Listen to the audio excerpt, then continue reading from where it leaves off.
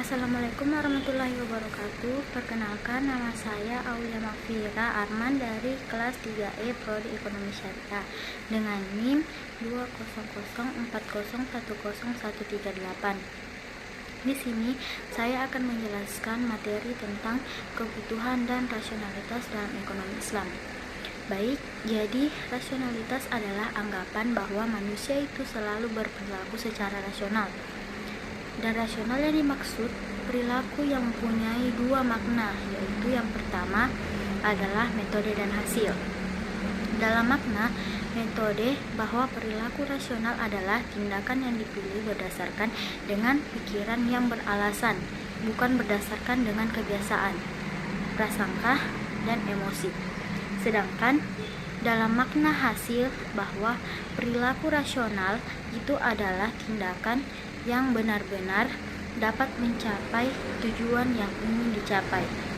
Jadi, rasionalitas adalah pengambilan keputusan ekonomi dalam setiap pelaku, selalu berpikir dan bertindak dan bersikap secara rasional. Setiap pelaku itu selalu berpikir, bertindak, dan bersikap secara rasional. Misalnya, keputusan seseorang untuk memilih pada salah satu barang yang sama, yang lebih murah harganya dibandingkan dengan harga yang lebih mahal, dengan pertimbangan bahwa dengan tindakan ini maka kesejahteraannya akan meningkat dan dia tidak akan peduli dengan kesejahteraan penyedia barang.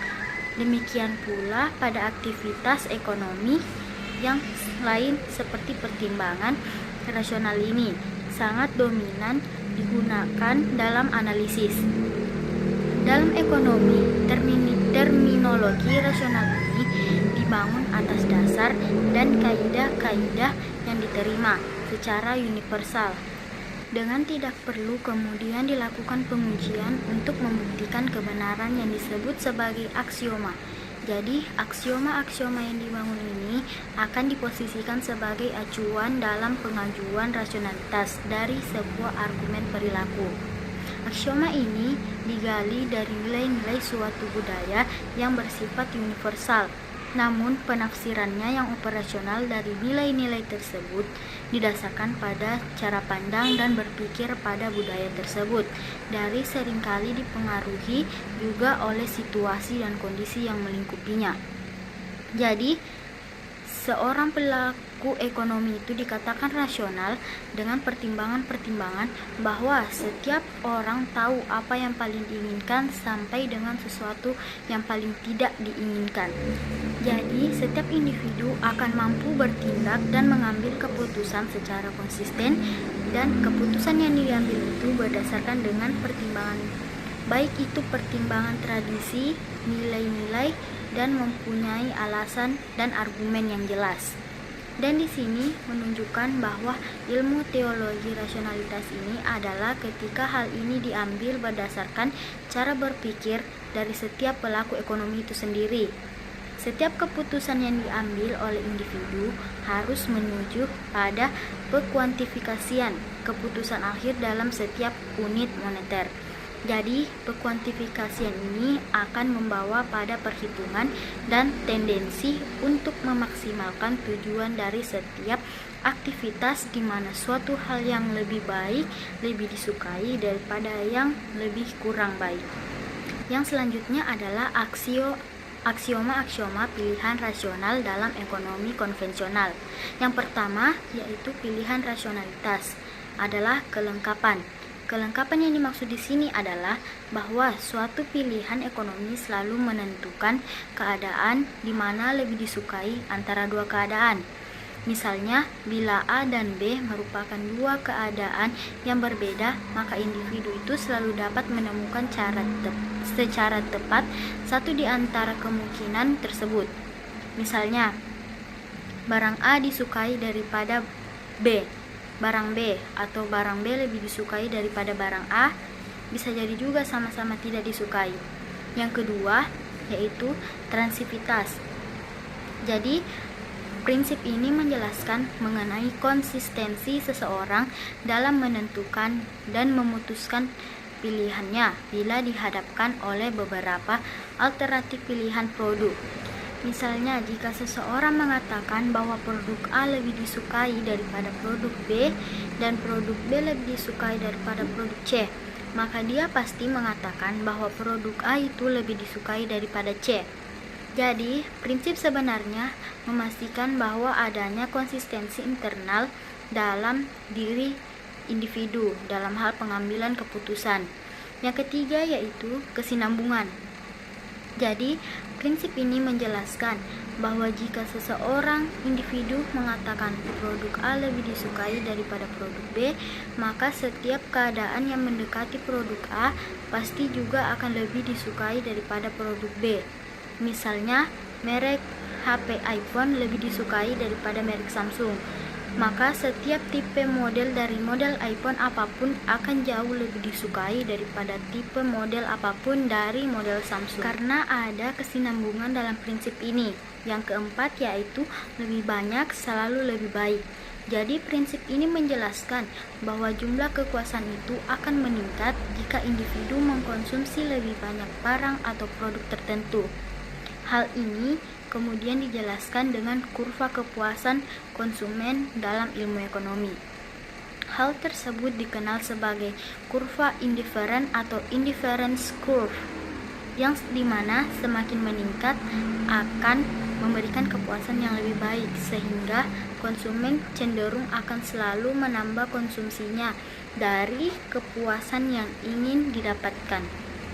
Meskipun dalam peningkatan kurva indifferent ini akan dibatasi oleh keterbatasan anggaran. Yang selanjutnya yaitu tentang aksioma-aksioma rasionalitas dalam Islam. Yang pertama yaitu maslahat sebagai tujuan ekonomi. Tujuan dari ekonomi itu adalah untuk mencapai falah atau kesejahteraan. Maka kegiatan ekonomi itu harus diarahkan untuk mencapai kemaslahatan itu. Pada dasarnya, setiap pelaku ekonomi akan berorientasi untuk mencapai maslahat atau kesejahteraan ini sebagai tujuan dari ekonomi Islam. Maslahah yang lebih besar lebih disukai daripada maslahah yang kecil atau lebih sedikit. Yang kedua, yaitu sikap pelaku ekonomi selalu berusaha untuk tidak melakukan kemubaziran. Bahwa untuk mencapai suatu tujuan, maka diperlukan suatu pengorbanan. Namun, jika pengorbanan tersebut lebih besar dari hasil yang diharapkan, maka kita bisa memastikan bahwa telah terjadi kemubaziran atas sumber daya yang digunakan, dan tidak boleh ada kemubaziran dalam melakukan aktivitas ekonomi, karena jika terjadi kemubaziran berarti tidak efektif dalam melakukan kegiatan ekonomi. Selanjutnya, yang ketiga, yaitu meminimumkan resiko. Jadi, setiap tindakan pelaku ekonomi itu selalu berusaha untuk bagaimana meminimumkan resiko, karena resiko ini memang sesuatu yang pasti dan tidak akan menyenangkan. Jadi, resiko ini harus seminimal mungkin untuk dihindari. Namun, tidak semua resiko itu dapat dihindari atau diminimumkan. Dan resiko dalam usaha itu selalu berbanding lurus dengan hasil usaha. Jadi, keuntungan itu berbanding lurus dengan pengorbanan, hasil usaha itu selalu berbanding lurus dengan resiko. Semakin tinggi resikonya, maka hasil usaha yang diharapkan itu semakin tinggi. Dan yang keempat, yaitu situasi ketidakpastian. Setiap kegiatan ekonomi itu selalu dihadapkan dengan situasi ketidakpastian. Ketidakpastian ini dapat menurunkan kemaslahatan yang kemudian bisa diterima. Yang selanjutnya yaitu etika rasionalitas dalam konsumsi Islam. Yang pertama, kebutuhan dan kemampuan. Yang kedua, tujuan pembelanjaan harta. Yang ketiga, halal dan thoyyib. Yang keempat, menumpuk dan menimbun harta kekayaan. Yang kelima, lebih banyak tidak selalu lebih baik. Lalu ada juga kaidah-kaidah pokok dalam rasionalitas ekonomi Islam. Yang pertama, pada dasarnya setiap bentuk muamalah adalah dibolehkan, kecuali jika terdapat larangan dalam Al-Quran dan hadis. Yang kedua, hanya Allah Subhanahu wa Ta'ala yang berhak mengharamkan dan menghalalkan sesuatu hal. Kita tidak boleh menghalalkan sesuatu yang sudah jelas haram. 3. Sesuatu yang menyebabkan kepada yang haram adalah haram. Yang keempat, tujuan atau niat baik tidak dapat membuat yang haram menjadi halal. Yang kelima, halal dan haram adalah berlaku bagi siapapun yang muslim, berakal, dan merdeka. 6. Keharusan dalam menentukan skala prioritas dalam pengambilan keputusan. Itulah tadi materi yang sudah saya jelaskan. Jika ada kata-kata yang salah dan kurang berkenan, mohon dimaafkan. Sekian dari saya. Wassalamualaikum warahmatullahi wabarakatuh.